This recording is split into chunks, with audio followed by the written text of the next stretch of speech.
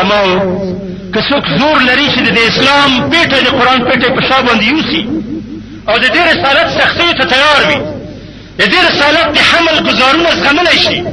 او د دې د تورو تیارو د سختو لارو د مرجو سفرونه قبلولی شي، د دې جلخانې منلی شي، د دې ولچکې منلی شي، د دې زولنې منلی شي، د دې په لاره کې تعذیبونه منلی شي، د خندق شپې تېرولی شي، د شیب ابن ابي طالب مقاطعه مزغملی شي، لوږې تېرولی شي، په خېټو باندې تیږې منلی شي، کور په کور چې مفلور وګرځي دا منلی شي، دا لاره ونیسئ ځینې ورشي هلته د سبزۍ او کراچۍ پیدا کړي سبزي خرڅوئ د سړک په لار باندې ستاسو دین او د دنیا دپاره هغه ښه ده.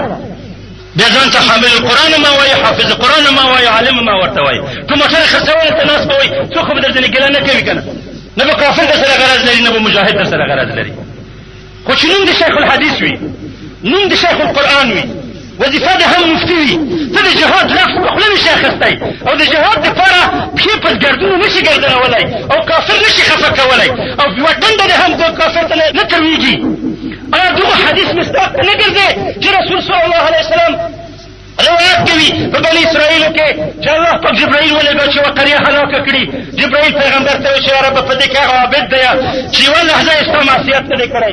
الله پاک ورته وایي چې به فابده فانه لم يسمع وجه لله قط. اول د دې نه شروع وکړه چې یوه ورځ د الله په خاطر باندې رنګ سور نه شو، یوه ورځ د الله په خاطر په غصه نه شو. په اسلام تجاوز،